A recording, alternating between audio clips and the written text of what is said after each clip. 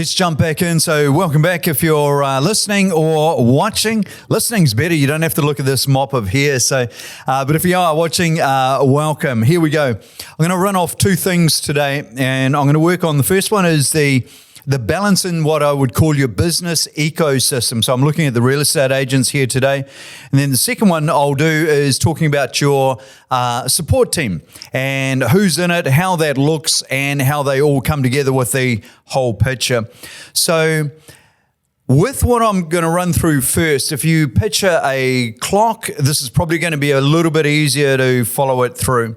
So I'm going to go off to a 1 o'clock position, and 1 o'clock on my ecosystem, in the middle of my ecosystem, in fact, is list and sell. So that's what we do.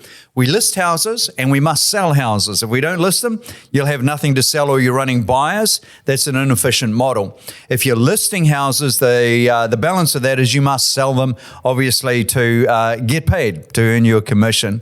So now if I just go off to the 1 o'clock mark, what I'm looking at first there in my ecosystem is I'm thinking about my brand, and I'm also going to put marketing in there at exactly the same time. I think your brands, well, we know the brand is very important. So as you now look at the balance in your system, ask yourself the question is, what is my brand? What does my brand demonstrate? What do I stand for? What is the brand message? And you have some really good ones out there, area specialist. So that was fairly well used for a period of time. Everybody thought they were the area specialist. Now I don't see it as much, so there's probably a bit of space to get back in there and say, I am the area specialist. And it's really easy to become the specialist. We've got endless data. You can drive the streets. You can go down to the library, or you can Google, and you're going to get the history on your area and a really good understanding, and the schools, etc. And then go to shops and the shopkeepers in those shops. So you're the area specialist. Next one might be, could be as simple as that you're warm. You know, you're approachable and you're easy to work with. That might be your brand. I had the comment yesterday, professional and successful. Won a listing on the basis that off the back of some push marketing, the person went on the site, had a look at our profile and went, I tell you what, they look like they're successful. And we got in and got the job on it. So that branding then worked. Tying in with that, once you got the brand sorted and you understand who you are, is your messaging. How do you get that message out? Of this is who we are. We're professional, we're successful, we absolutely know what we're doing. So how do you get that out? And here in your ecosystem, you're looking at the balance. Social, digital, print, DLEs. You might have posters, you might have signs up, anything else you're doing. So what I'm trying to get through today is stop and take a moment and review these elements of that ecosystem. Have you got these components in? Are you paying attention to them? Because I know the demands on our time as a salesperson are huge. So that's sitting in there up at your 1 o'clock mark, brand and marketing. I'm going to jump down to 4 o'clock. I just put this on the face so it's a bit easier to find it and picture it if you're driving along right now. 4 o'clock is going to be prospecting. This is how we find business. Business does not walk in through the front door like it did 20 years ago. In fact, it used to stop at the window, look at the posters in the window. How old-fashioned is that? And then we would walk out and talk to the person standing in the window looking. Today, you need to go to them. They're not coming to you. Unless you're running good opens, that's where you're going to pick up your vendors also. But if I do the prospecting as your calls, your doors, your drops, the data that you're sending out, that may be your emails as you go, and then your comms. And in the comms, what I'm seeing very, very effective right now is text messaging. So a phone call, most of us are too busy to pick up the phone. We've got somebody in front of us or we're doing something. But a text message, you can reply really, really quickly. So agents, I think that transition has happened. Really use the text messaging now to get a very quick response and show somebody that you respect their time. Okay, so we'll just go back over the prospecting calls, your outbound calls, looking to see who needs service and is thinking about selling. If you're in some of the companies like us, you'll have some very advanced systems in the back, which will actually go through your database if it's clean enough and tell you who you should be phoning. So you can find literally the needle in the haystack. Door knocking, that's always going to work. Older agents, busy agents can't do it. They are just their system's full of process. Newer agents, if you haven't got listings, go and knock on the door. Do a drop and go, which is you just knock on the door. Hi, here's my card. If you're thinking of doing anything in real estate, love to look after you. That's a drop and go, really easy. You don't need any sophisticated scripts. You might follow that up next time just by saying, hey, I remember I gave you my card, but look, I'm giving data to other people here, which is an update of what's sold for the month. And I realized I'm not giving it to you. Would you like a free copy also? That might be your second one. Drops, what you're putting in the letterboxes, that is still extremely effective. That does work. I love the agents who say it doesn't, because that just means it's an opening for the ones that understand marketing and they can get in there.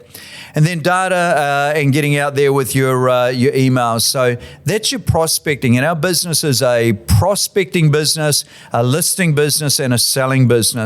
But at the middle of that ecosystem, list and sell. So they need to know who I am. They need to understand the brand, like the brand. It needs to be consistent with what your client wants. And then you've got to get the message out there that you're an option for them. Now, next one, and this is on the 6 o'clock mark, is the listing presentation. And in there, I'll bundle in a few things. So I'll put your CMA in there. And it's anybody who knows me knows I'm not a fan of that. I think it's a fairly well a bit of nonsense that you can guess what it's going to sell for, and that you're going to do that with absolute honesty and shoot yourself in the foot if the vendor's thinking a different number. You can do that, and the way you do that is you spit out what the computer does. You tell the vendor, well, that's what the computer said. Is it right or wrong? And then the vendor can tell you, yeah, I'm about that, or no, I think that's clearly wrong. And say, well, there you go, dumb computer. And then you say to them, do you think if we went to the market, we could get your price? And then see if they engage with you and work with you on that. So CMA is a lot of work around that, but it's the quality of your CMA. And in my ecosystem, I'm looking at how efficient is it? How much time is it taking up? Can I streamline that? We've spoken about that before. Can we make it more efficient as we go through? Now, there's the material you put in front of the vendor. If I said this without offending anybody, hopefully, the worse you are at communicating, the better your material needs to look, okay? The better you are at communicating, the less material you need. It's the communication that will get you the job. So as you're trying to get the balance right in that, go in with really good material so it looks better than anybody else. But then over time, when it's your communication skill is superior, you can refine that also. And, like in my, selling real estate in my very first few years, I did what I called walking in naked. So it wasn't as horrible as you think, but I just walked in with no material. And that was because the other agents at that stage were walking with bundles of stuff. And you could see it in owners' faces like, oh my God, here goes another couple of hours with a real estate agent. So I walked in with nothing. And then off the back of that, I had to know my material. I had to understand where the market was. And I had to be really good at asking questions and engaging. And we're going to talk about questions right at the end on this. Market knowledge, you just need to understand that really well. If you're in a partnership, if you've got a really good sales partner with you, your sales partner may be the expert on the knowledge, and you may be adding value in some area there, if that makes sense. Now, communication skills will be how you can come across so they understand that you're honest, that you're genuine, that you care, and that you can be listening to them and engaging with them. And that might be through your body language. It might be through the quality of your questions. And more so, I think it's going to be through confidence and listening. Now, if I put those two together, if you are really confident with what you're doing and it is the right thing, then when they're talking, you can do something remarkable. You can listen to see what they're telling you. Sounds obvious, doesn't it? But I think what we mainly do, and we're all guilty of this, I'm guilty of this, so guilty of this, it's horrible. When I'm listening to somebody, I'm just waiting until I can get my point in. I've already thought about what I want to say, and I'm just waiting for them to stop to put in my objection, my counter argument, my points, or my thoughts, or my story. How horrible is that? And it just happens every single time. So now the skill I want to get far better at is listening to them to see all the nuances of what they're telling me, what the whole message is, and then if I understand it, absorbing it, and then coming back to them. And if you look at some of the great communicators, what they do is they actually take notes when somebody's talking to them, or you can see them stop and really think about it. Most of us, we jump straight back in with the response like it's some sort of debate. So just think about that in your listening presentation. Now I'm going to jump up to the 9 o'clock mark in my ecosystem. This is coming to market or onboarding a property. And all the agents will know, man, this just takes so long. You know, you got to get the listing signed. You got to do the compliance. You got to do the AML as if every client in New Zealand's a criminal. Absolute nonsense because of the US and the governments. What a nonsense that is. But we have to go through it. So now I've got to look at the onboarding and saying, how efficient can I make that? Do I reduce friction? Do I reduce mistakes in that? And it's going to include your staging, your photos, your video, your text, your script, your brochures, your layouts, your signs, and also your campaign program when you're going to do things. And then it's going to be going live, getting it all up on all your internet sites and getting everything printed. So I look at that part of the ecosystem and I go, we'll do far better if we could pause, stop, review, pause, stop, plan on how we're doing that function. And I do all of this off the back of talking to so many agents, and we all have the same challenge, which is, man, there's so many things to do, I'm running out of time. So now I'll come up to the 12 o'clock, and this is the bit that's most visual. Everybody out there sees it. And I would just say campaign and sell. So there at the 12 o'clock, we need to be running open homes. We need to be doing callbacks. We need to be educating our vendor. And that is simply around, here's the truth in the market today, and here's the price feedback from the market. Every vendor wants to hear that. I had a conversation probably 10 minutes ago now with a client with a listing with one of our team, and just wanted to know the truth. The client was brilliant. So I really enjoyed the phone call. They're going, I haven't sold, and I think the agent's lost interest. I thought they could have done more. And we're not selling, we turned down an offer of X. Well, it turns out today they would take X. Turns out that the vendor rewrote the ad, and the vendor went through on the photos and reordered all the photos, the sequence of the photos on the internet.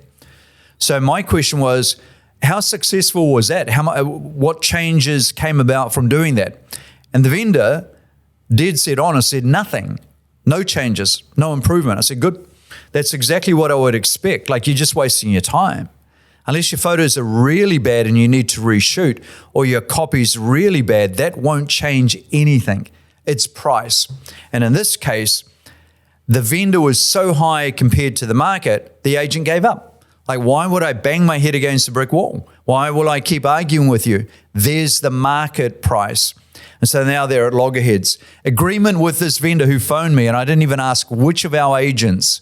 So it's real easy. We're just talking generically with this vendor. Was go and get your agent, have a heart-to-heart and dust them off and say, hey, look, we both managed to muck this up. We cocked it up. We should have taken that $1 million. We just didn't understand. So look, I'm sorry about that. And changing the photos and changing text did nothing. It's where we are sitting price-wise. And then have that honest conversation about where you are on price. Then the salesperson will engage again, as opposed to going, well, look, they got no hope of selling. So vendor education is around price, and you need to be more accurate with that. And that's the final component I'll put in this part of the ecosystem, list and sell. If you tell a vendor, I've got buyers and they're in the fives, like in the 5 million range, the vendor is going to think 5.9, 5.8. If you have a buyer and the buyer goes, I'm in the fives, they could be 5.1. So that's just not good enough. If that's the chink in your armor as a salesperson, get to the point of saying to the person, they say to you, I'm in the 5s. Go, sweet. I don't know where in the 5s you are. Like, are you a 5.1 or a 5.9? And keep refining the question until you know. So don't go around telling your vendors they're in the 5. Say, this person is 5'3". This person is 5'6", 50. Whatever they are, get it exact like that. Have the fortitude to ask a better question so that you can drill down and educate your owner. So there we go. That's the ecosystem. Why I run through that, 1, 4, 6, 9, 12, or noon, 12, I'll call it, is to say, stop and look at what you're doing. Check that ecosystem. Is it in balance? Where's the weakness in your system? Now, if I add to that, I'm going to add in support team. Now, with your support team, and we've spoken about the whole picture. People talk about the big picture, but that's not the whole picture. So I think that make sure they've got the whole picture. If somebody's outside of real estate and you're wondering, you think it's one little agent running around by themselves, it just isn't, unless they're doing all these functions themselves. Flyers, who's doing the drops? Signs up and down. These are the directionals and the flags. They go up on they shouldn't, but they go up on a Friday and then come down on a Sunday. That's the reality. Who's putting those all up and taking those all down? Who's doing the social posts as we go? Who's communicating and doing stories up on Facebook? Who's doing the digital? Who's the campaign manager that's watching your CRM system, pulling in your open home feedback and creating reports as you go? You probably got 2 agents in it today. That's pretty normal now. 2 lead agents. And they're probably going to have an associate at some stage that does a bit of running around, opens and closes on some of the private viewing. And they probably also do some of the work when it's building inspections, because we now stay away from that. We simply open the house, stand right back, let them do it, and then we lock up. So we're literally the security. Prospecting, who's doing the prospecting? Admin, VAs sitting in there, your virtual assistant, really, really powerful. Now, if we go past that, that's all pretty obvious. We look at the rest of the people that are in the whole picture, and that's going to be your partner. Is your partner on board? Does your partner understand what the plan is and what the reason for doing it is and what the benefits are to them? Same with your kids. Now, your babysitter, have you got babysitters in place if you need them? Are they the grandparents, or you've got somebody else? Have you got au pairs? And we had au pairs as we were going through. And there with all of them, if you can, share as much as you can. What is the big picture? How do they fit into it? How are they supporting the mission?